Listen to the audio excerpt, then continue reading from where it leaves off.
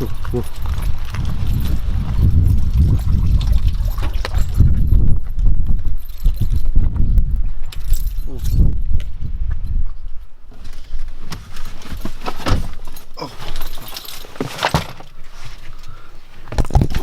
Okay, alright. I haven't driven this car since Ford Fair and I still haven't changed the brakes, but I'm starving. I need to drive. The brakes are going to turn up for another day because UPS are dickheads. So, let's drive. Look at this great window wipe action right here. Look. Oh, look at that. Let's have a nice little listen. Start like this one. So how nice these brakes are sounding right now. Alright, let's put the window down a bit as well. Let's have a listen.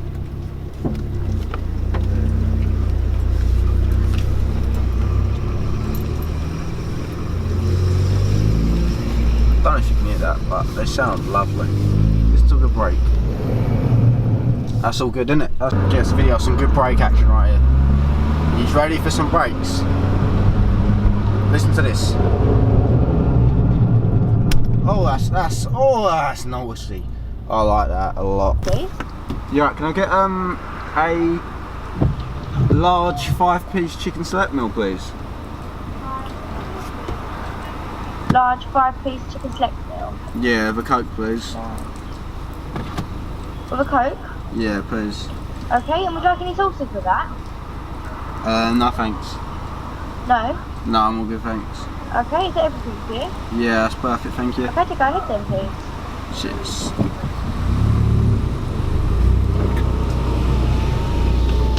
I was hungry. Okay. So.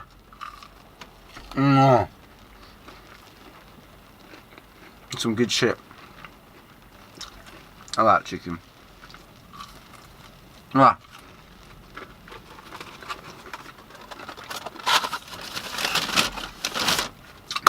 Basically, I wanted to make the video when it was all sunny and nice and shiny, but the weather is shit, as you could probably tell by all the rain.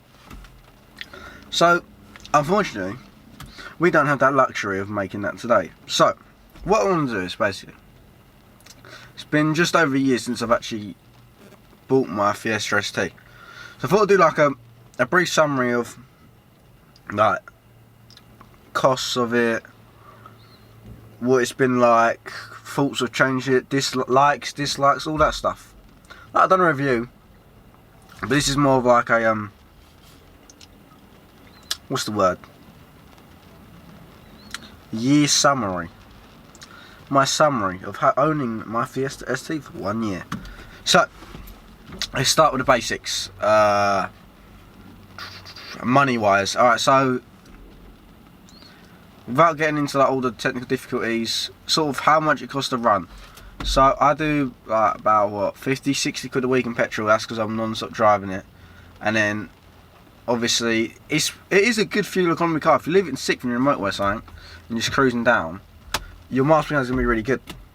Obviously when you're ragging it or like you remap it, you get deceleration maps, all that good fun stuff, turbos, it's going to go down quick with decats and all that.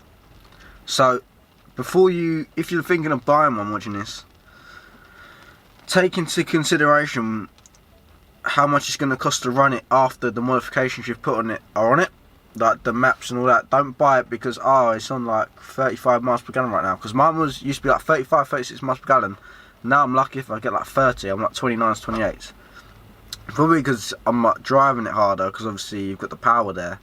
But yeah, also sort of like, that's sort of like the thing about fuel. Like you always got to bear in mind your fuel expenses, and the road tax I believe is like £130 a year. But driver, like wear and tear wise, I've owned this car for a year. It's a 14 plate, and there's like no rough edges on it apart from shit I've done by accident. Like the steering wheel's got good wear in it. Like there's nothing like peeling up, no tacky stuff, no rough plastics, nothing looks like it's going off.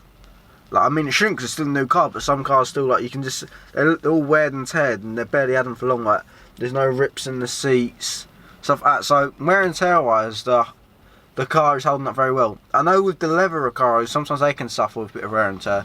It's obviously rubbing against the leather and shit. But yeah, my fabric ones are fine at the moment. So wear and tear wise, the car's really good. Let's think. So we've done that and it. So power wise on the stock one, it's 180 brake and you get your overboost, all that great fun stuff. I believe they come out the factory at 215 brake, which is the first mounting package if you was to buy that. But then they detune them to this for some reason, just to get a bit more money, I guess. But yeah, stock power, the car is great. People still run them stock and can use them as track, as long as like you upgrade your poly bushes and all that good, like great fun stuff. But yeah, the car, you don't even have to modify it in the sense to make it great. Like the power is already there. They've got great cornering. They're like a great. It's like the perfect example of a British B road car that has, what's the word I'm looking for? Like, it's like the perfect pocket rocket, if it makes sense. Like, it's sort of all the things that close like Corsa XR and that. Some of them have more power, but at the end of the day, like, it might be because I own a Fiesta ST, but like, after getting a Fiesta ST, I don't think I could ever get something like that because I feel like it'd be a downgrade. No offence if you own one of them. But yeah, like even people get the Focus STs and they still prefer the Fiesta STs because they're just so small, agile, great at cornering, great power delivery, all that. And then when you modify them, obviously it's just improving on improvements. Like lowering it makes it even better at cornering. You get better power delivery, exhausts, induction kits, turbo flutter off like the like turbo smarts, recirculation valves, all that great fun stuff. It makes the car feel more like alive instead of like if now I've modified my car, and I always see modified cars. If I see a stock ST, I think like that's ugly. But when I didn't have one, I thought stock ST just looked amazing. Like it just looks so sporty and everything like that. But then when you get to modifying them and you see a stock one, you think it just doesn't look right. It needs to be modified. It needs like a low line kit. It needs splitters. It needs lows. It needs eyebrows, tinted headlights, anything. Bits of it wrapped. Like when you start to modify it and you look back at stock ones, you think, the fuck, that looks disgusting. But you bought it stock because you loved the look of it back then. It's really weird. But I don't know if it's just me, but I feel like a lot of people have the same sort of feeling. But yeah, so the sound wise in these cars, the exhaust systems and the turbo, like just making the turbo noise is the most beautiful noise you ever heard in your life. It's just such a good satisfactory, you get such satisfactory from hearing it. I mean, before this I had a Corsa for about 6 months, and then I had a red 1 litre about 4 months, 3 months, something like that, basically. And then I always wanted more. I always wanted to improve, get something better. So when I got the 1 litre EcoBoost, I loved it. That's what got me into cars. But I wanted something better. I wanted more. Like I wanted the ST. But now I've got the ST. There's nothing else I'd want more. Because the Focus ST, I wouldn't really see much point in getting. The new STs, I don't like the look of personally. I like 3 cylinders to 2 cylinders in cities. It's not something that I'm keen on personally. The only thing for me would be like a Focus RS or go in rear wheel drive. But obviously that's a whole nother, they're just a completely different league. That's when you get out of like the hot hatches, the pocket, or as I call them, like the pocket rocket stages of cars. So I mean, if anyone's watching this and they're like interested in buying a Fiesta ST, I would 100% recommending it. Like it might be a bit more money than you're looking to spend, but I mean the prices are going down at the moment, and for what you get, like you get your Bluetooth, you get all that great fun stuff. Like mine's probably the lowest spec there is, and I feel like it's still got like tons of spec. But yeah, like it's definitely worth investing in if that's what you're into. Like you're into your cars, you want something you can go around town and then go out with your mates on the weekend, but it's not gonna like cost you hundreds of pounds to fuel up. If that makes sense, like a Golf R and that, they just cost so much to run. And then like if you put one of these stage 2 or stage 3, it's going to cost you a few grand. Maybe it costs you a bit more per month, but then you can beat S3s and stuff like that. Even like, I'm pretty sure these stage 3 can beat Mark 3 Focus RSs. It's pretty crazy if you think about it. The thing of the price difference between buying a Focus RS and a Fiesta ST is silly money, but for spending like about £3 investing in modifying your Fiesta ST, you could beat one of them.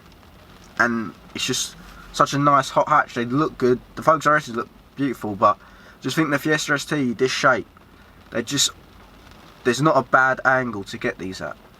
So I hope that I think that's covered all the bases, like drivability, wear and tear.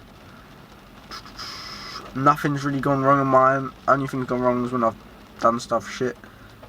Like brake wise, obviously mine are fucked, but that's my fault. That's the driver's fault. It's not the car's fault for doing it.